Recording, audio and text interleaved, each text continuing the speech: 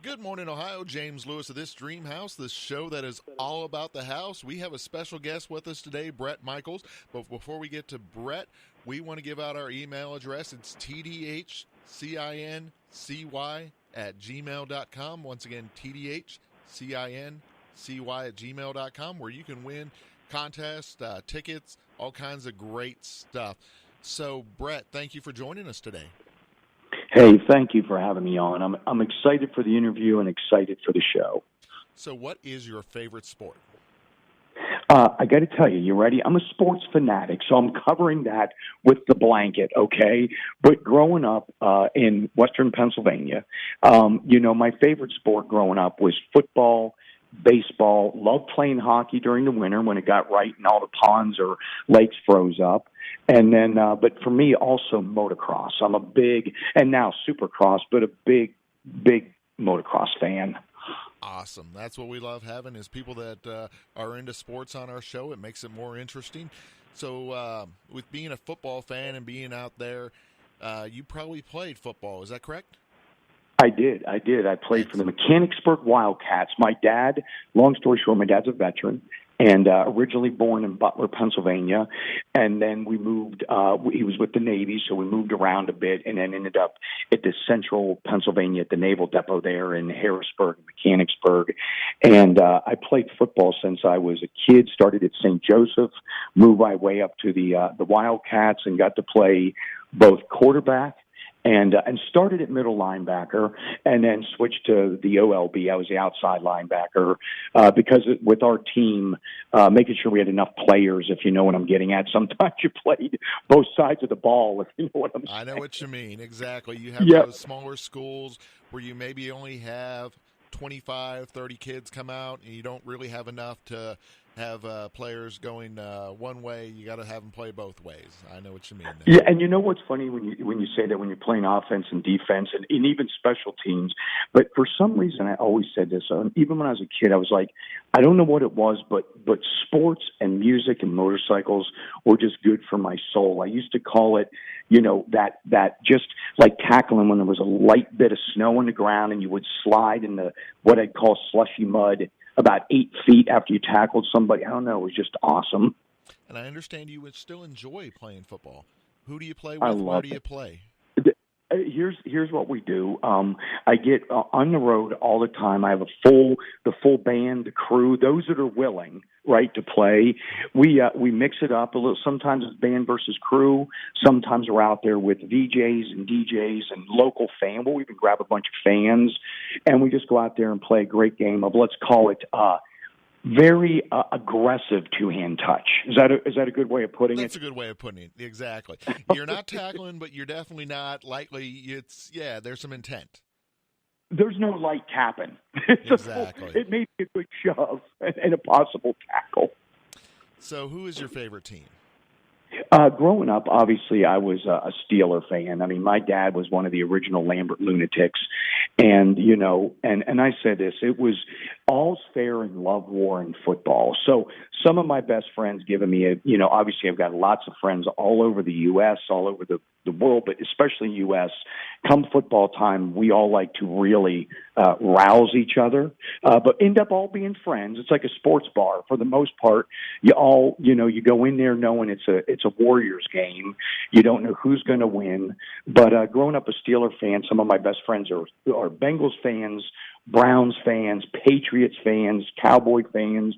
You go on, and but it's a great time. But I grew up going down there. My dad was probably one of the original tailgaters at the old Three River Stadium, and I got to see lots of games, and obviously got to see the Pirates play at the right time of year. It was amazing, and the Penguins. So I grew up in the black and gold.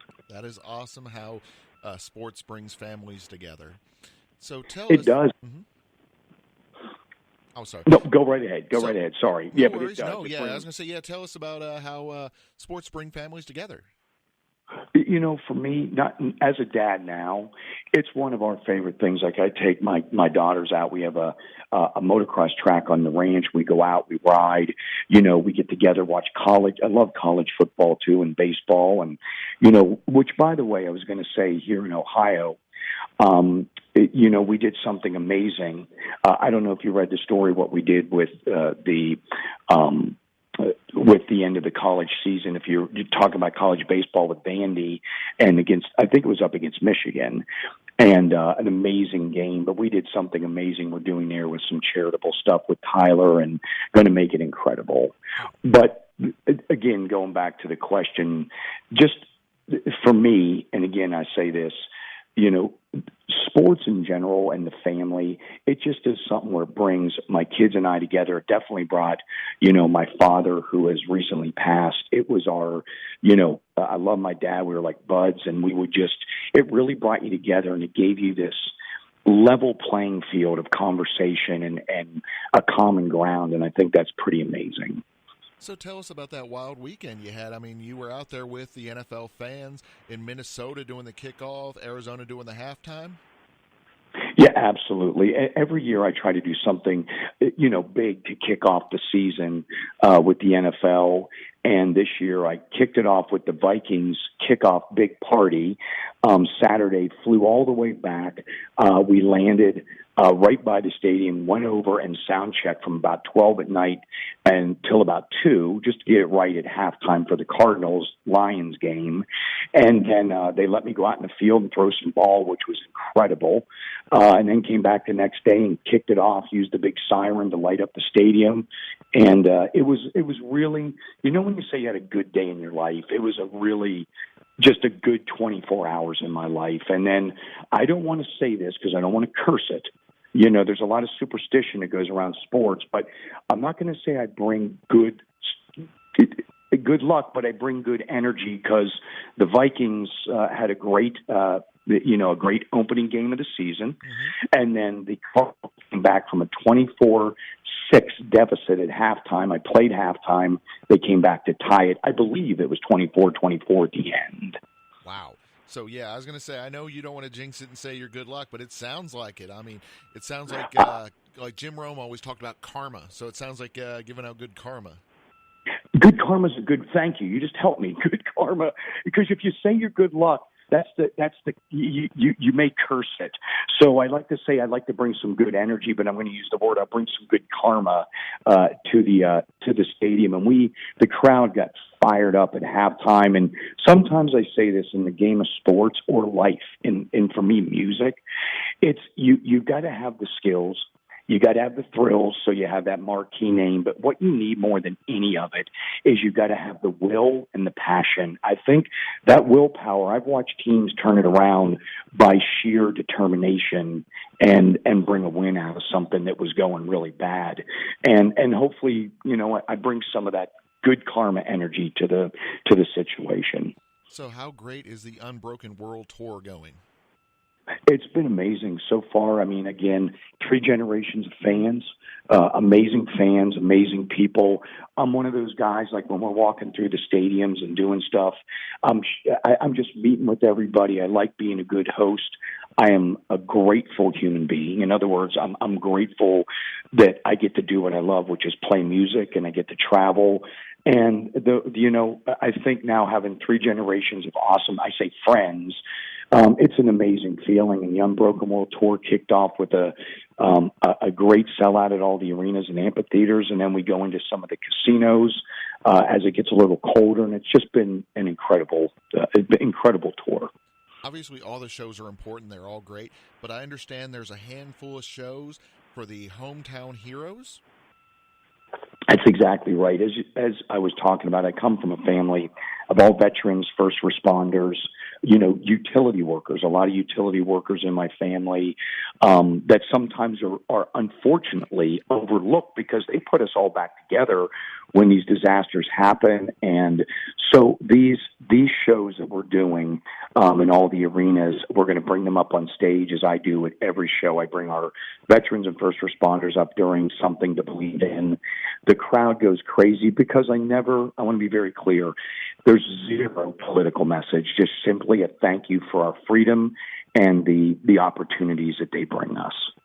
And you picked the perfect day to emphasize those points about, giving back to our first responders, to giving back to, the people that give us those freedoms. Because with having you on the show today on 9/11, the 18th anniversary.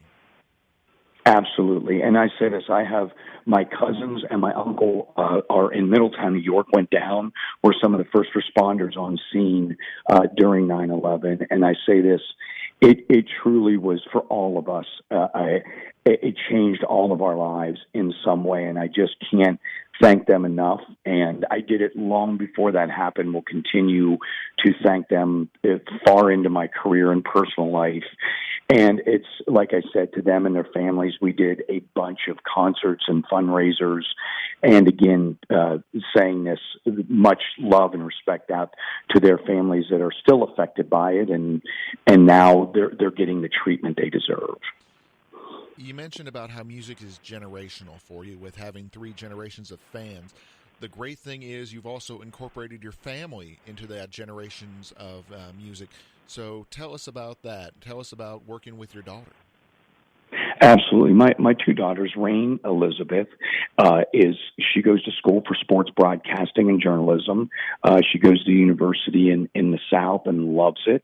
And she also is now one of the Sports Illustrated models. She was in this year's, just came out.